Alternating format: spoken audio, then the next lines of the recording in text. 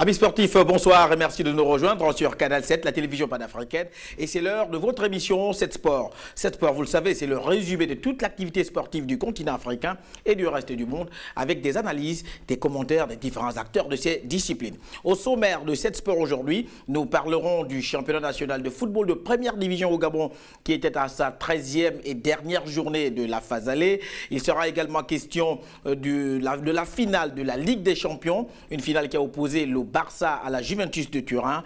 Nous parlerons dans cette émission également de la Coupe du Monde des moins de 20 ans qui se joue actuellement en Nouvelle-Zélande. Et nous ferons bien sûr un tour du côté de la Coupe du Monde féminine qui, elle, se joue du côté du Canada. Et bien sûr qu'au cours de cette émission, vous aurez, comme d'habitude, le thème du week-end. Et la question, elle est toute simple. FIFA, la FIFA est-elle toujours crédible après tout ce qui s'est passé il y a quelques semaines? 7 Sports, c'est calé. 7 Sports, c'est maintenant. Mesdames, Messieurs, bonsoir sur ce plateau avec moi, Michel Zueyi du service des sports de Canal 7. Michel, bonsoir. Bonsoir, Alors, Michel qui est également rentré il y a quelques semaines, quelques jours déjà de Johannesburg, oui, où l'équipe nationale féminine du Gabon a perdu lamentablement à 0 but contre 5. On reviendra peut-être, on va surveiller cette actualité, d'autant plus que bon, les carottes sont bel et bien cuites pour l'équipe gabonaise. Donc, elle est éliminée, Michel. Évidemment qu'elle est éliminée, c'est dommage.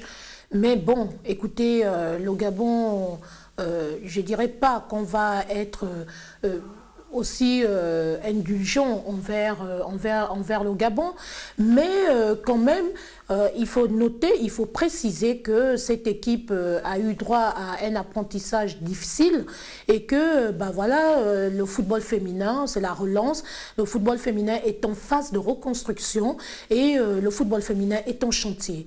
Donc du coup, ça a été un véritable baptême de feu. Le bateau a chaviré, mais après on tire des enseignements pour mieux nous relever et pouvoir avancer. Donc on pourrait tout simplement dire que l'Afrique du Sud a renvoyé le Gabon à ses chères études pour apprendre, pour essayer d'acquérir beaucoup d'expérience. Bien sûr, c'est l'expérience qui a parlé sur le terrain. Une belle équipe, belle formation sud-africaine, parce que le niveau était très relevé et voilà, elles ont démontré par A plus B qu'elles maîtrisaient le football. Elles étaient au-dessus. Et qu'elles étaient au-dessus. Voilà. Et félicitations encore pour cette formation sud-africaine. Les Banyana Banyana. Banyana Banyana, exactement. Et sur ce plateau, toujours, et comme toujours, comme vous le savez, Mamadou Niang du service des sports, consultant permanent de l'émission 7 Sports. Mamadou Niang, bonsoir. Bonsoir Willy. Comment vas-tu, Mamadou? Très bien. Ben oui, ça se voit parce qu'il y a la forme, Mamadou. Oui, il y a la forme, elle est là. La forme, elle est là. Et pour parler, bien sûr, de la 13e et dernière journée du National Foot au Gabon, une 13e journée qui s'est jouée sur les différents stades du pays. La phase allée s'est achevée. Alors, la rencontre phare qui a attiré, bien sûr, tous les regards et tous les projecteurs était, bien sûr, celle qui s'est jouée du côté du stade Idriss Ngari de Ovendo. Le football canon 105 recevait le CF Mounana. Victoire du football canon 105. 2 buts contre 1 et du coup la formation du football canon 105 se hisse à la 2e place au classement général. Les images vont suivre de cette rencontre qui a été très belle à regarder, s'il faut le dire, parce que on a eu droit à des très beaux buts, on a eu droit à une rencontre qui a montré à un moment donné que le niveau du championnat gabonais avait donc grimpé d'un cran. Ici c'est d'ailleurs le premier but du football canon 105 marqué par Mouissou Glenn à la 24e minute, qui permet à la formation du football canon 105 de mener au score. Et derrière, bien sûr, il y a eu ce deuxième but de Zamblé à la 37e minute qui permet à la formation du football canon 105 de prendre un avantage décisif, peut-être pas décisif, mais important à ce moment de la rencontre, puisque juste à la 95e minute, donc dans le temps additionnel, c'est Glenn Yunga, Ness Yunga autant pour moi, qui redonne confiance à la formation du CF Mounana, mais c'est insuffisant. 2-1, une victoire méritée pour le football canon 105. Les poulains de Thierry Mouyouma ont tout donné. Cette équipe qui revient de 2e division, Mamadou, aujourd'hui, à la fin de la phase allée de ce National Foot au Gabon, championnat professionnel, le canon 105 termine 2e. C'est une performance, ça, il faut le dire. Je crois que c'est une performance et une grande surprise aussi pour ceux qui connaissent un peu que c'est ce qui suit un peu l'évolution du championnat. C'est un club qui revient en première division après quelques années d'absence et qui du coup se projette comme parmi les favoris. Ce n'est pas toujours évident. Quand on revient, souvent on dit qu'on joue le maintien.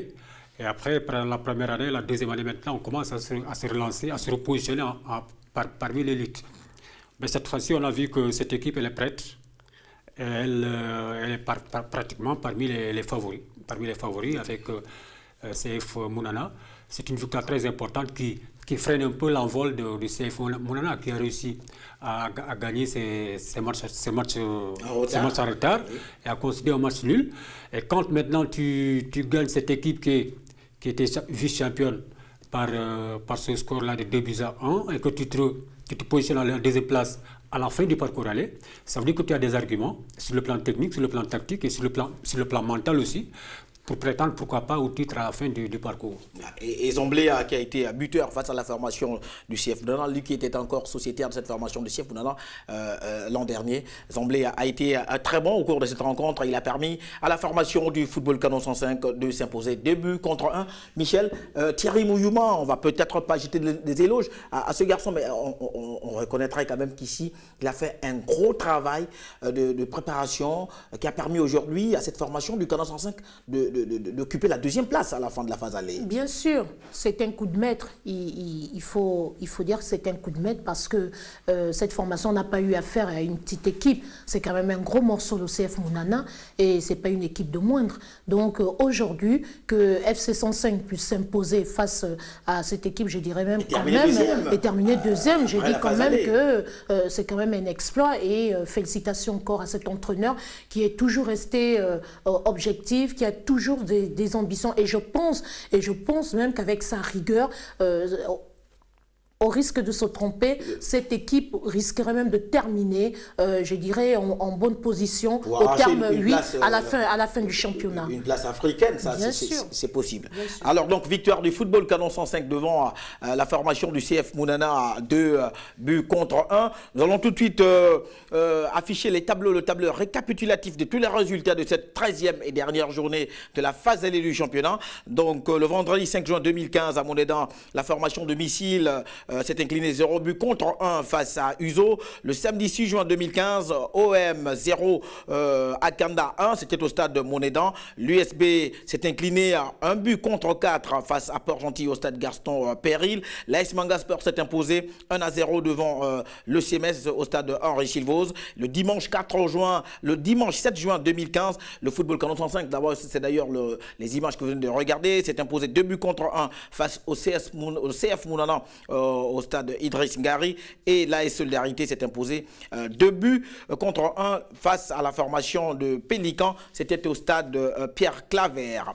Et tout de suite, bien sûr, les rencontres de la 14e journée, donc la phase retour, ou du moins déjà le classement au sortir de cette 13e journée. En tête, donc, on retrouve Mangasport avec 30 points, suivi du football Canon 105, 24 points. 3e, le CF Mounana, 22 points. 4e, Missile, 21 points.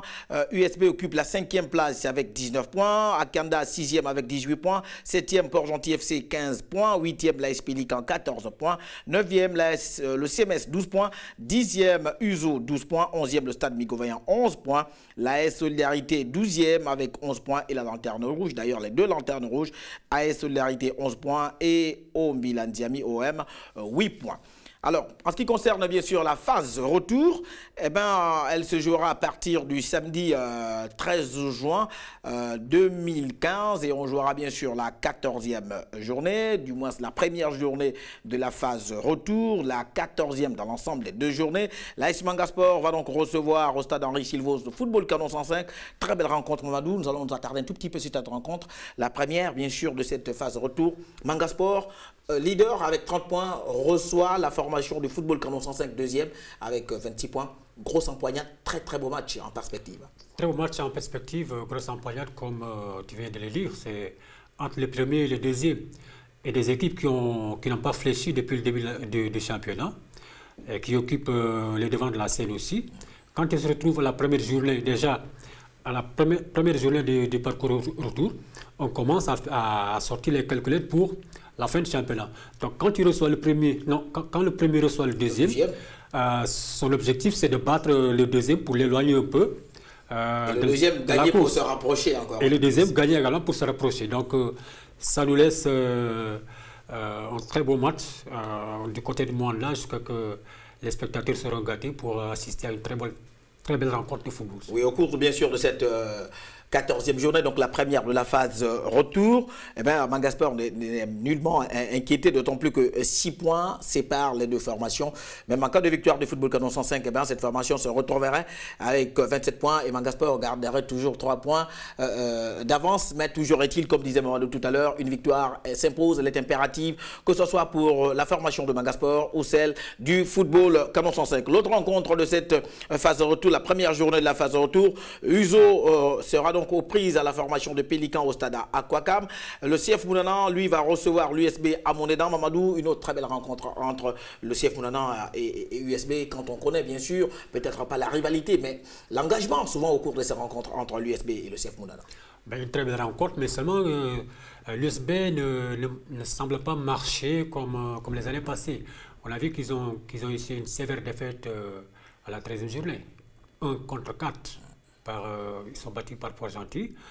Quand l'USB, qui était très difficile à résister à domicile, se fait battre par 4 buts à 1 et s'éloigne un peu du classement.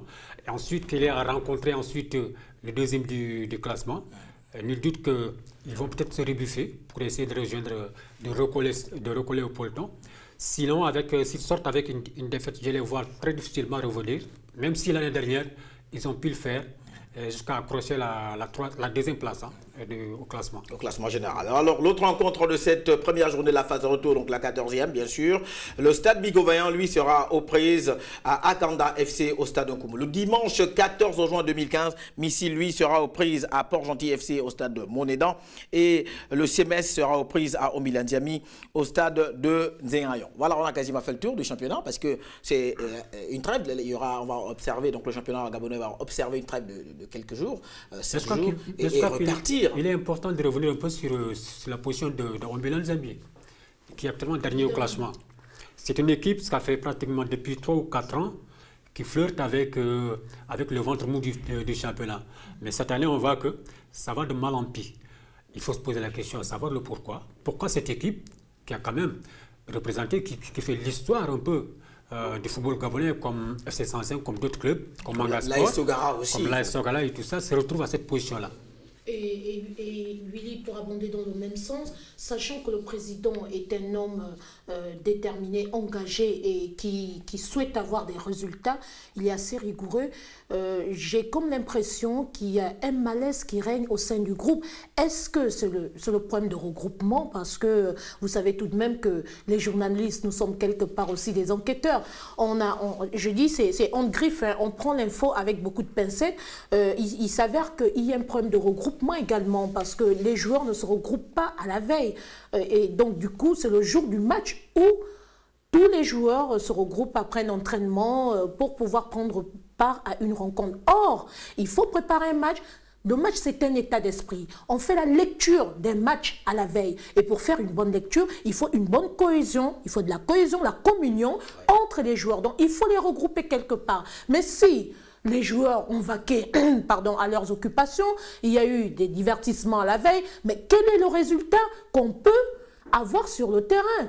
J'ai dit, il y a... On sait aussi quand même qu'il y a des joueurs qui sont pétris de talent. On se rappelle bien à Mamadou, Ronaldinho, Paris Saint-Germain, préfère lui la fête et donnait quasiment, même s'il était à 50%, il donnait quasiment à ce qu'on attendait de lui. Baboteré au Sénégal, de la Jeanne d'Arc de Dakar, qui préférait parfois qu'on récupérait à la veille des matchs, mais qu'il faisait tourner de très bons matchs. Mais c'est pas ce qui est réclamé dans le football. Quand même, il faut se regrouper, il faut bien se préparer. Bien sûr, parce qu'il faut aborder une compétition dans un même état d'esprit et dans un état d'esprit sain, évidemment.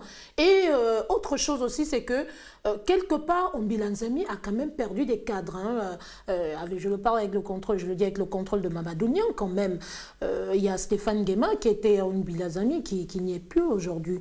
Il y a des grands joueurs comme ça qu'on a dû perdre, des joueurs clés même au sein de Ombélan Zambie. Donc, quelque part, je dis, tout ça joue, il faut s'asseoir, il faut revoir le plan stratégique du jeu, il faut revoir comment aborder la phase retour, voir ce qui n'a pas marché et voilà quoi, tirer des enseignements. Et vivement bien sûr que la formation d'Obila Ndiami retrouve son niveau, son meilleur niveau d'ailleurs. Nous allons poursuivre cette émission et parler maintenant de la Ligue des champions de l'UEFA et bien sûr cette finale qui a opposé le week-end dernier le FC Barcelone à la Juventus de Turin. Victoire 3-1 de cette formation. Plus qu'une victoire, le FC Barcelone est entré dans la légende du football en remportant la Ligue des champions face à la Juventus 3-1 pour réussir un deuxième triplé au terme d'une finale intense samedi dernier à Berlin. Les Blaugrana de Luis Enrique entrent dans l'histoire parce qu'ils offrent à leur club un second triplé. C'est un championnat coupe alors, et bien sûr un exploit jusqu'à l'inédit. Aujourd'hui, en 60 ans, Mamadou, c'est quelque chose qui n'est plus arrivé quand même depuis 60 ans. Bon, c'est quelque chose qui n'est plus arrivé depuis 60 ans, mais il fallait que ça arrive un jour. Et ce jour, c'était samedi, et le Barça l'a réussi, bravo, pour avoir pratiquement réussi une saison pleine hein, à tous les niveaux. Champions League, championnat, Coupe du Roi, et puis tout en produisant un jeu de haute facture. Je pense que l'aboutissement n'est que le résultat qui devait se faire, qui devait avoir lieu, même si la Juventus, nous y reviendrons, a été très forte. Très forte et puis a été courageuse, il faut le dire, face à une grosse équipe du Barça. Et là, donc, grâce à un but de Rakitic très tôt à la 4e minute, un autre de Suarez à la 68e minute, surmontant bien sûr l'égalisation de Morata à la 55e et un dernier de Neymar à la 97e minute, le club espagnol décroche son 5e sacre après 1992, 2006, 2009 et 2011 et égale ainsi Liverpool et le Bayern de Munich derrière le Real de Madrid 10 titres et l'AC Milan 7 titres. Mamadou, on va regarder tout de suite les images en 3D que nous propose bien sûr la réalisation. Déjà avec le premier but de cette formation du Barça, un but marqué par Rakitic sur un débordement, encore la récupération de Neymar aux abords de la surface de réparation de la Juventus de Turin. Eh ben, il bénéficie de ce ballon, le petit crochet, il revient. L'appel de balle de Iniesta dans la profondeur, celui-ci, le coup d'œil pour placer le ballon dans les pieds de Rakitic. 1-0, Mamadou, un but, mais vraiment purement barcelonais.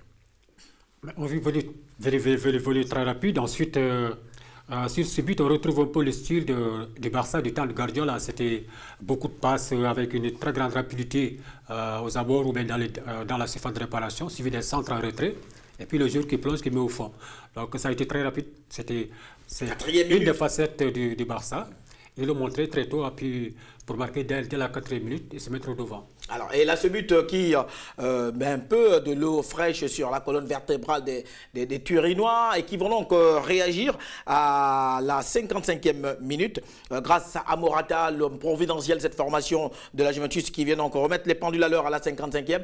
Sur ce ballon, la frappe de Tevez en pivot et derrière, c'est quasiment le même but qu'il avait marqué un tout petit peu contre le Real de Madrid lors du match aller à Mamadou. Le renvoi du gardien et d'abord là aussi le beau geste technique de Tevez qui se retourne en pivot, la frappe contrée par le gardien du FC Barcelone et derrière Morata qui traîne tel un renard pour catapulter la balle dans le filet. À un but partout, la partie est quasiment relancée. Mamadou, on se dit tout de suite que la Juventus tient le bon bout et qu'avec cette égalisation, c'est une équipe qui va être galvanisée et peut-être créer la surprise parce que normalement le favori dans cette rencontre c'était bien sûr le FC Barcelone.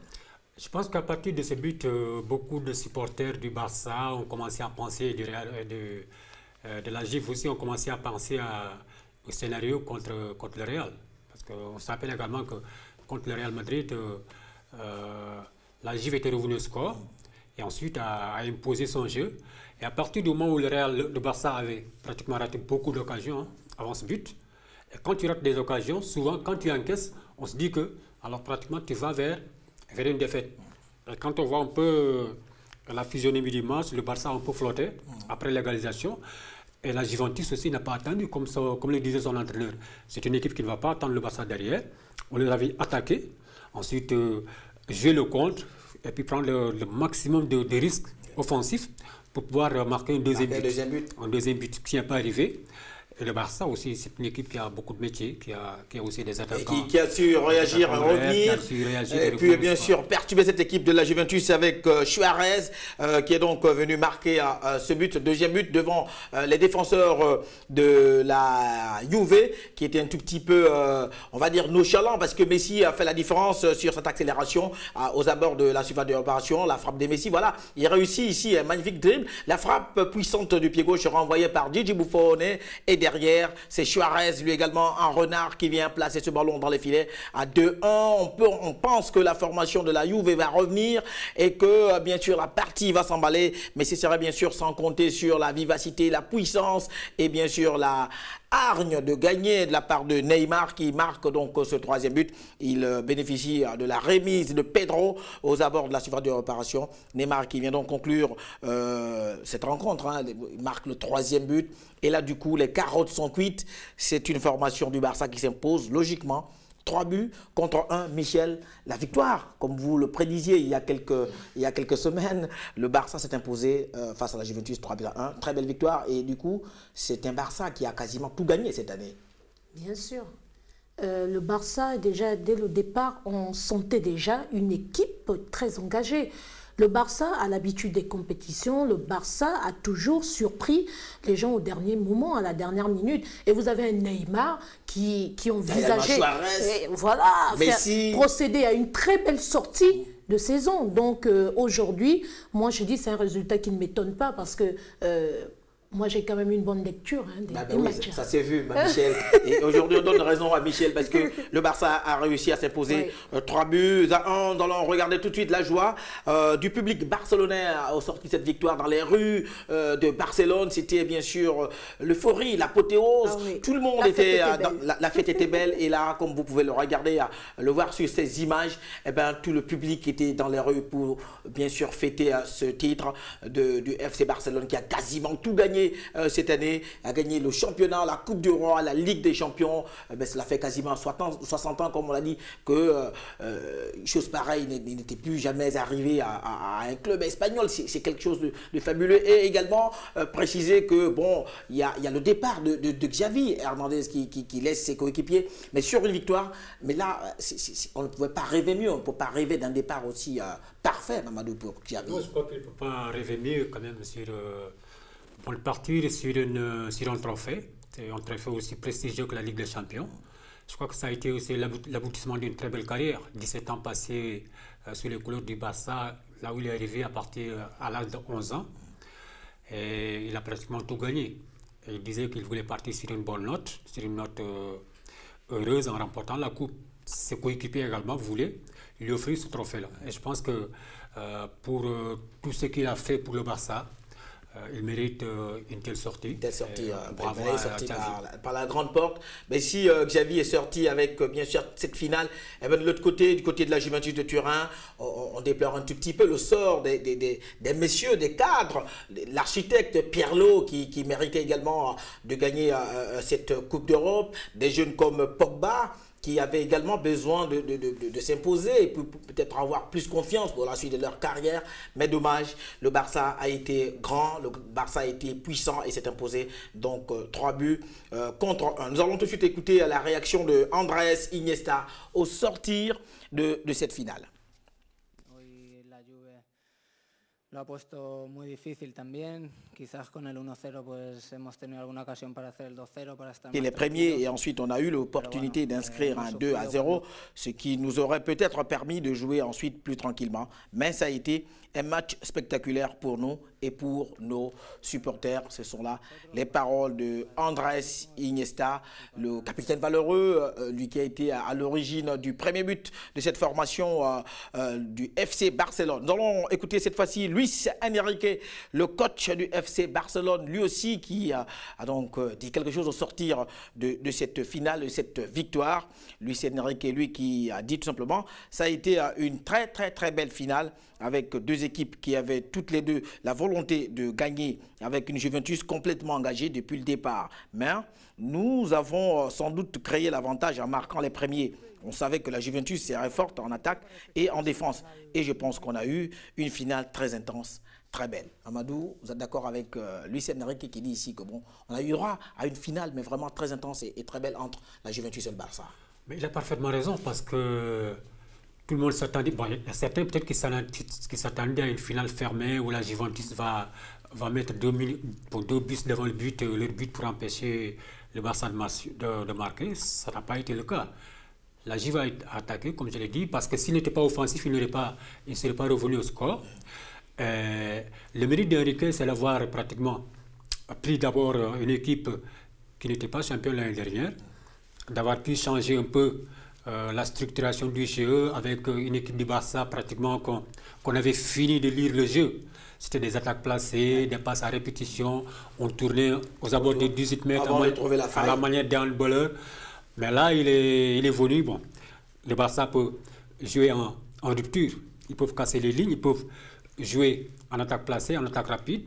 Ça, c'est la touche de Enrique. Il a su également discipliner les joueurs dans leur couloir. On a vu que Messi, pratiquement, il est sur le côté gauche, Neymar est sur le côté droit, Neymar sur le côté gauche, et que Iniesta avait pris une position un peu plus de récupérateur. Il ne s'enfonçait plus. Bon, Rakitic qui fait son jeu. Chaque joueur est à sa place. Ça a été surprenant quand même de voir le premier but marqué par Rakitic qui est pas du tout offensif. Justement, parce que aussi, c'est comme Piqué. Piqué a failli marquer un but. C'est aussi l'esprit Barça. Tout le monde, le danger peut venir de partout. Oui, mais Mamadou, est-ce qu'on peut penser aujourd'hui que Luis Enrique a quasiment fait oublier Pep Guardiola? Non, oublié parce qu'il fait partie de l'histoire. Justement, Pep Guardiola ne peut pas faire... Enrique ne peut pas faire oublier Pep Guardiola, qui fait partie de l'histoire, qui a réussi aussi jusqu'à présent. C'est qu'on entraîne a réussi. Parce qu'en 4 ans, remporter 16 trophées, il faut le faire. Si lui, Enrique, réussit à gagner la Ligue, la Coupe d'Europe, non, la Coupe du Monde des clubs, comme Guardiola, s'il réussit à gagner l'année prochaine la Super Coupe, on pourrait dire qu'il est sur les pas de Pep Guardiola. Peut-être en face de faire oublier Pep Guardiola. Mais ça va être quand même difficile. Nous allons écouter cette fois-ci Massimiliano Allegri, le coach de la Juventus de Turin, au sortir de cette finale perdue face au Barça. Lui, il disait tout simplement, je trouve qu'ils ont fait un excellent match. Ils ont montré leur personnalité et leur grande qualité technique. Ça a été une grande finale, mais malheureusement, quand vous jouez face à des grands joueurs, vous croyez que vous contrôlez ce qui se passe et c'est là que l'un de ces joueurs réussit à vous échapper. Et c'est bien sûr ce qui s'est passé d'ailleurs au cours de cette rencontre. Massimiliano Allegri, Mamadou, qui dit que, bon, alors pendant que vous pensez que vous contrôlez ce qui se passe, et là, c'est le moment même que choisit l'un de ces joueurs pour faire la différence et c'est ce qu'on a vu au cours de cette rencontre. Mais c'est la marque des grandes équipes, des grands joueurs. Quand vous avez 5, 6, 7 grands joueurs dans une équipe, le danger peut venir de partout. Donc vous ne pouvez pas contrôler tout le monde. Vous faites un plan pour 1 ou 2 joueurs, il y a l'autre qui débouche pour marquer. C'est un peu le Barça de cette année.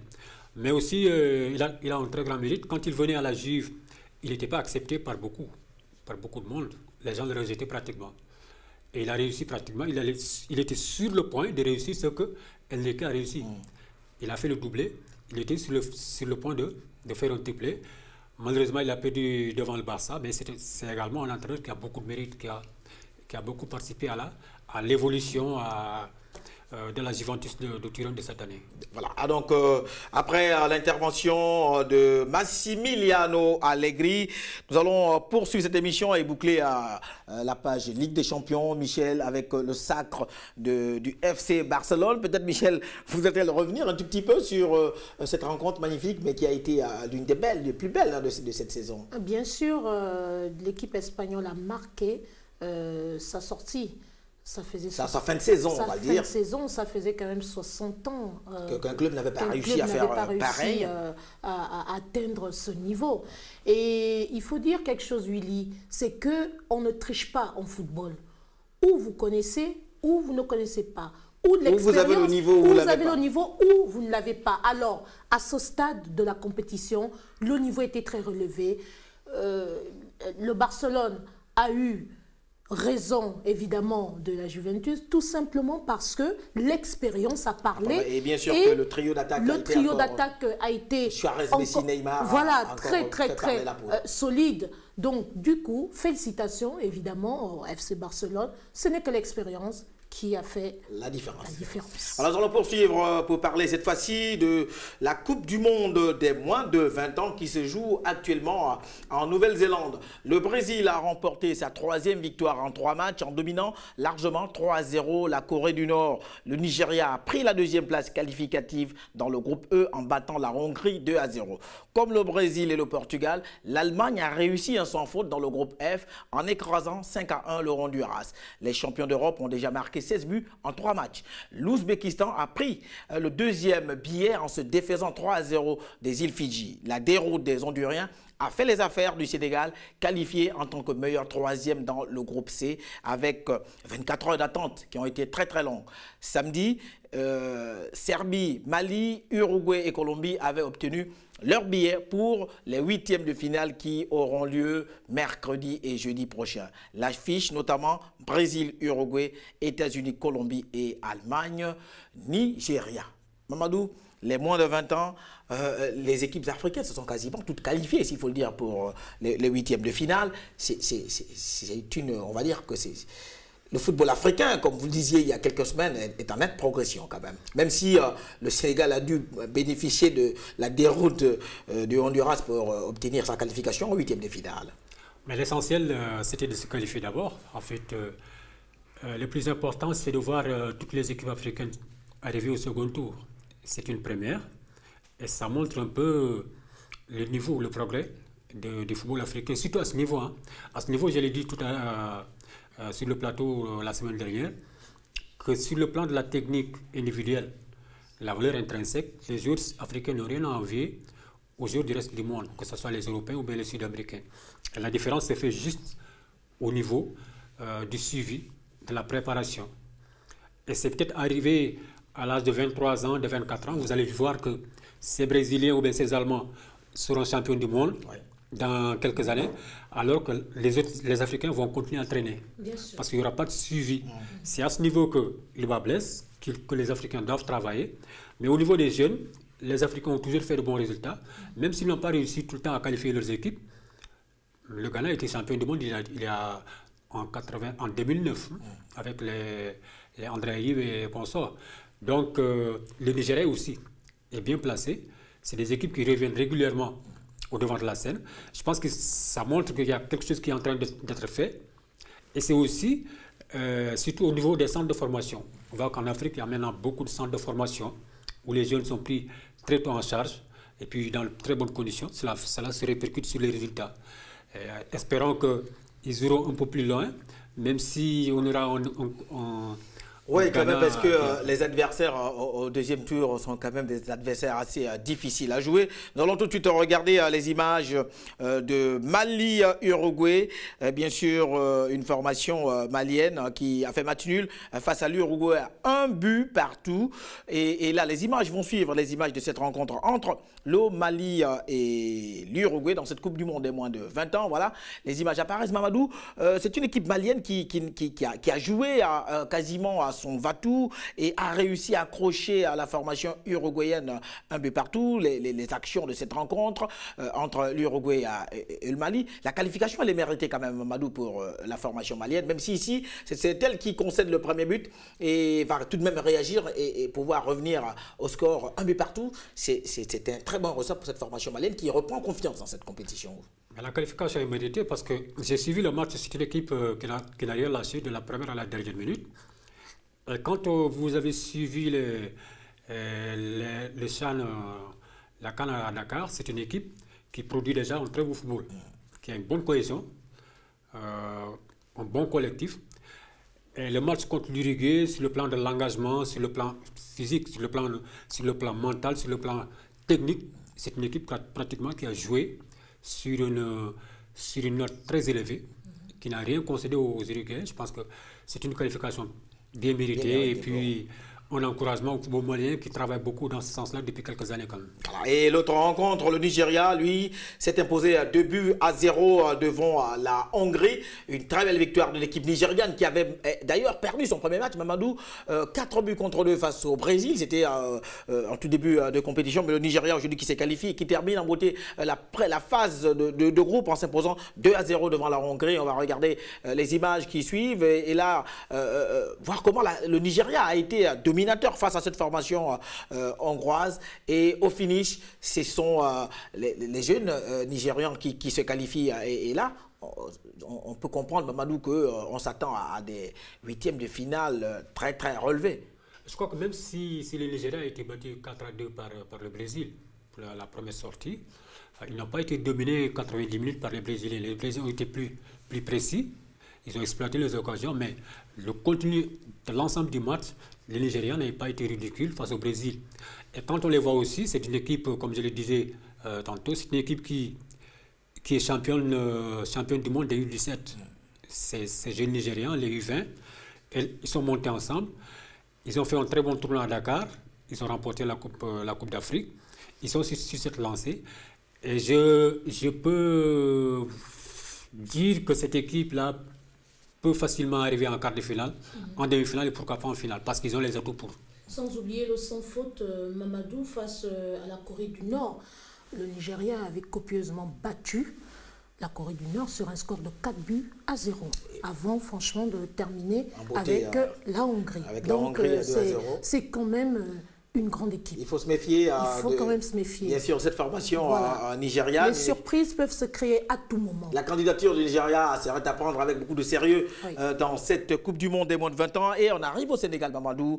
Le Sénégal qui termine également en beauté en s'imposant 2-1 contre le Qatar. Le Sénégal qui revient et qui se qualifie. Même si, comme je le disais tantôt il y a quelques secondes, le Sénégal a profité ou encore a bénéficié de la contre-performance ou du moins de la déroute du Honduras pour se qualifier. Mais du moins, c'est une équipe qui termine avec une victoire 2-1 face au Qatar.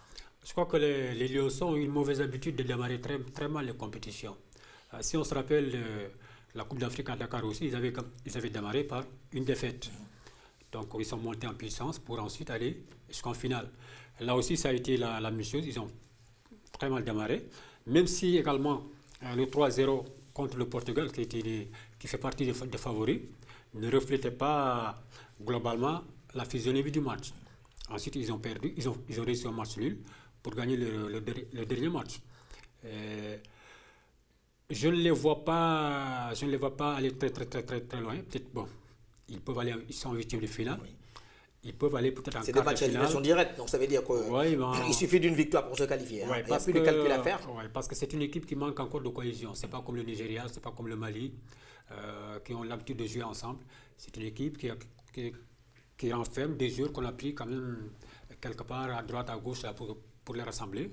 Donc forcément, ça se répercute sur la cohésion. C'est un peu le défaut de cette équipe. Il y a beaucoup de volonté, mais ça manque encore de cohésion.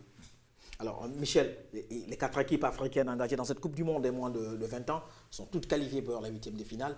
C'est quelque chose de bien pour l'Afrique surtout, et on se met à penser qu'au moins une équipe pourrait peut-être jouer les quarts de finale ou même les demi-finales, même si on sait que mercredi 10 juin, les huitièmes de finale vont donc démarrer et qu'on aura un Ghana-Mali à 16h.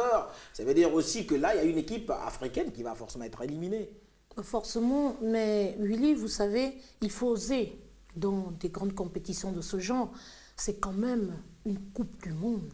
Ce n'est pas une CAN dont je dis...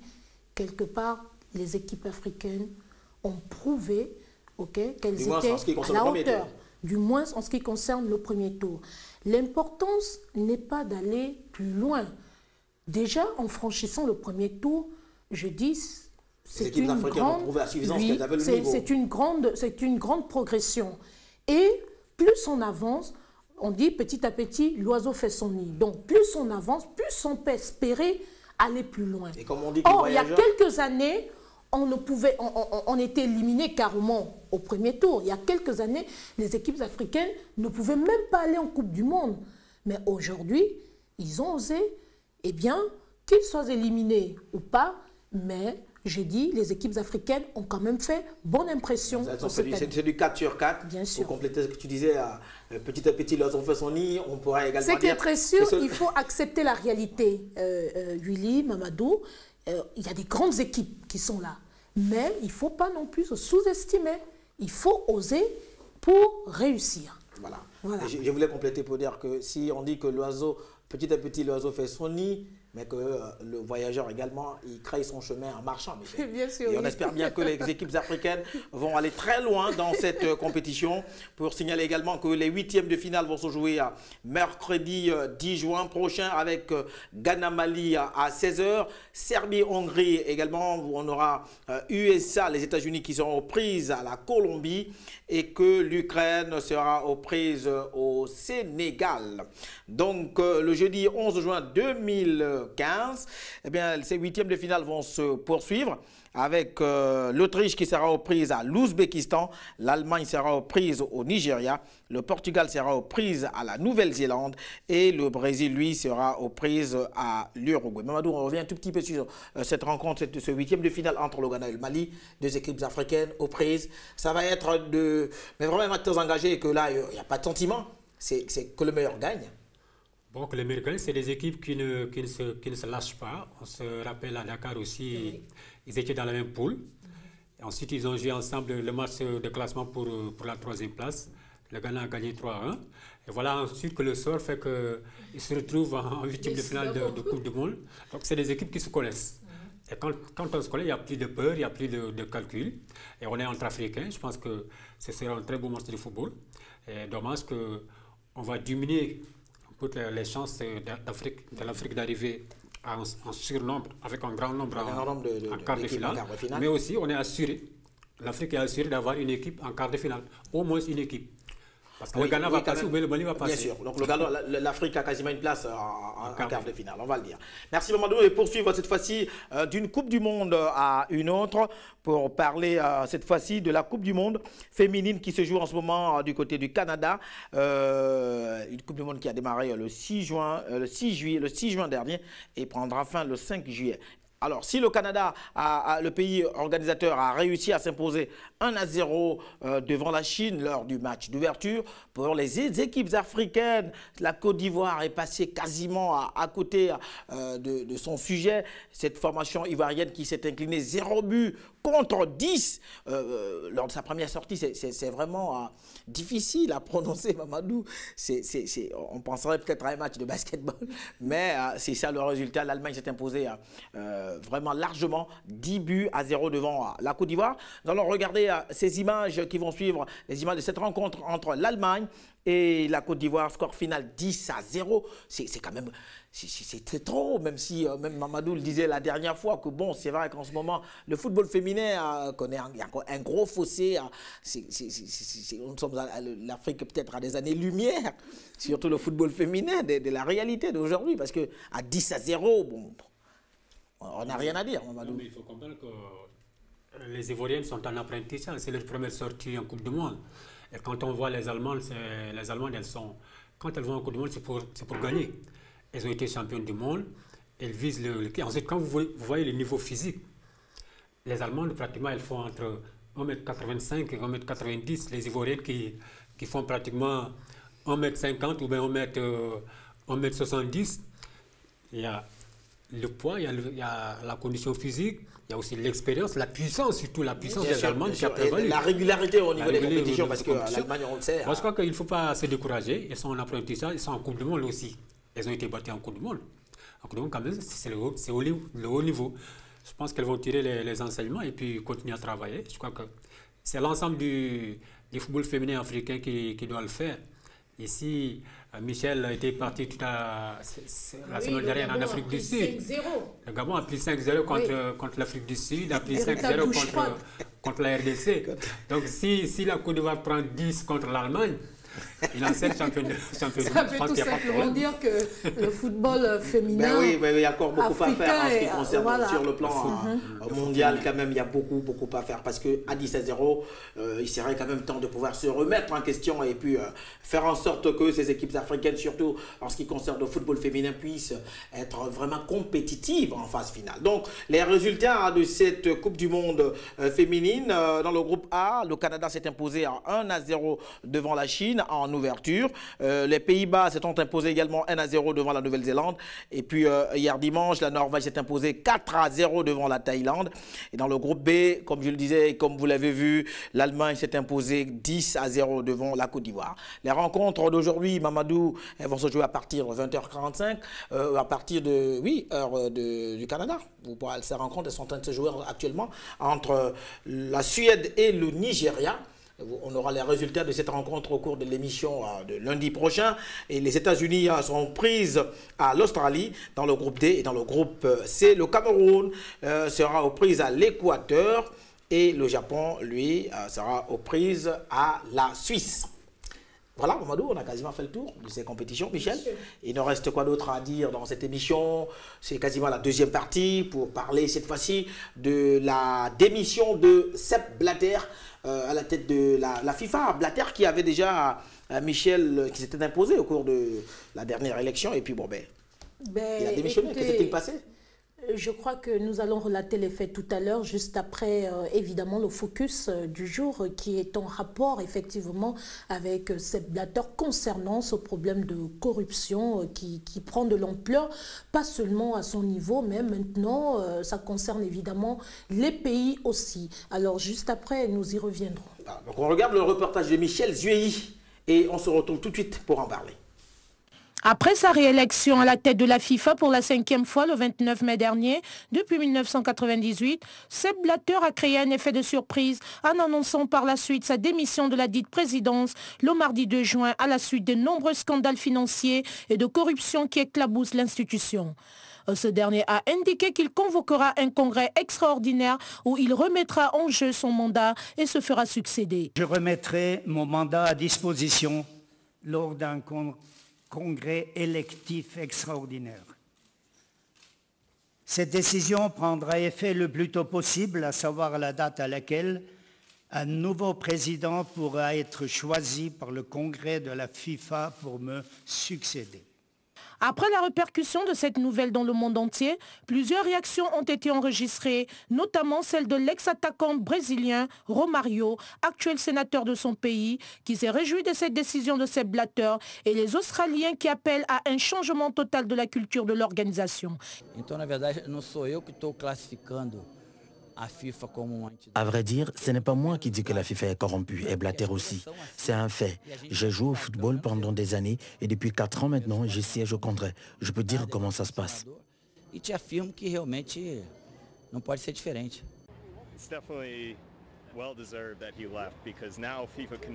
C'est totalement mérité qu'il parte, parce que maintenant la FIFA peut aller de l'avant et avec un peu de chance faire de meilleurs changements pour le futur et faire le bon choix au lieu d'accepter des pots de vin.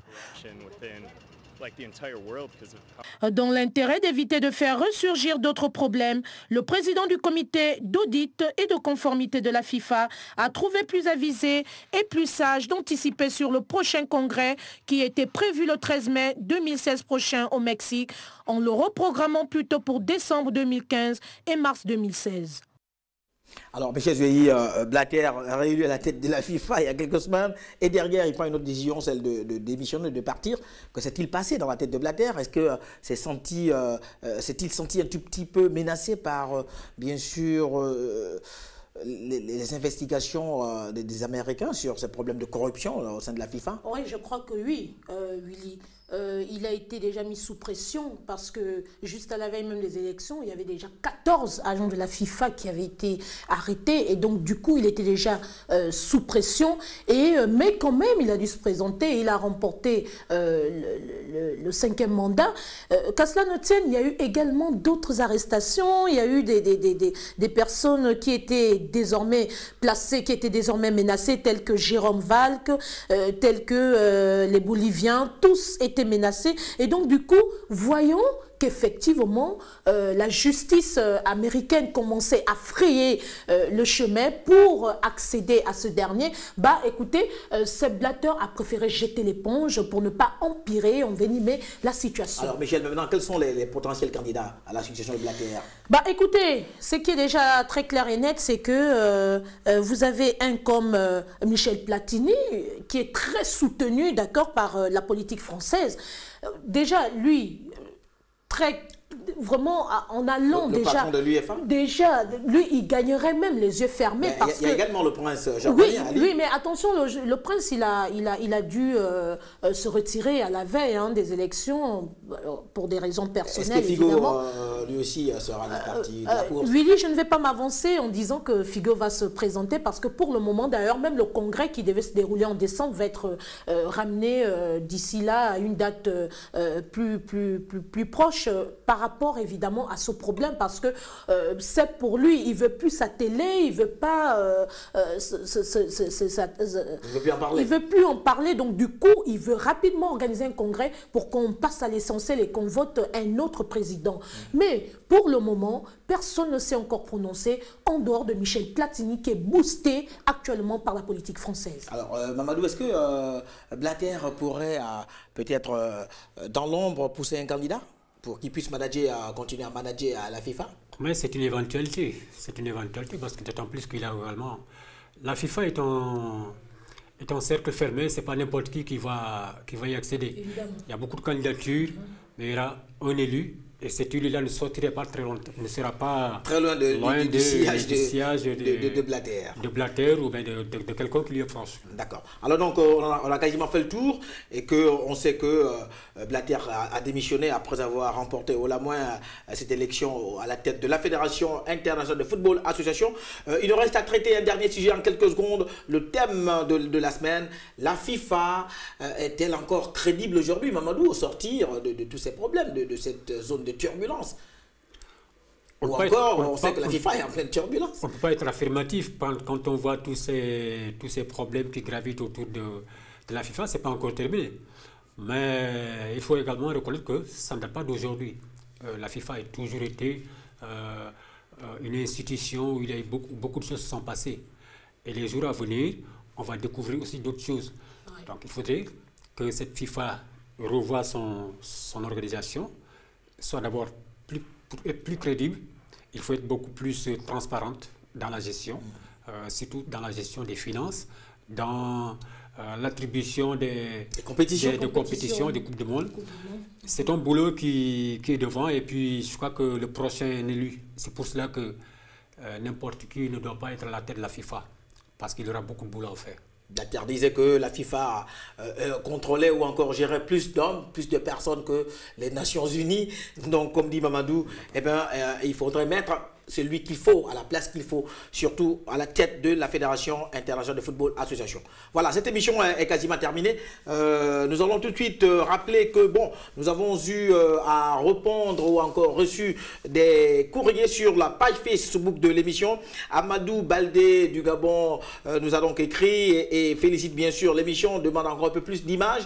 Christian Goussi depuis le Gabon également félicite et bien sûr apprécie l'émission. Merci. Cédric depuis la République démocratique du Congo également. Mansaré Ahmed depuis la Guinée-Conakry. Maître Benoît Faye à Dakar au Sénégal nous a également écrit et nous saluons tous nos téléspectateurs du côté de Dakar au Sénégal, mais aussi Bikoro Johan depuis le Gabon qui a écrit sur la page Facebook de l'émission. Il précise que bon, il faudrait encore un peu plus de contenu en ce qui concerne les championnats africains. C'est une très bonne chose, très bonne proposition. On fera désormais en sorte que, au cours de l'émission, on ait au moins 2 ou 3 championnats africains comme nous avons commencé à le faire depuis le début de cette émission. Et vous aussi, n'hésitez pas à nous écrire sur la page Facebook de l'émission Canal 7 Sport pour nous faire vos suggestions ou encore nous dire ce que vous pensez de l'émission. C'est terminé pour aujourd'hui, Michel. C'est terminé, oui. On se voit lundi prochain. À lundi prochain. Mamadou, merci, au revoir. Merci, au revoir et à lundi prochain. Merci. Voilà, 7 Sport est terminé, au revoir et portez-vous bien.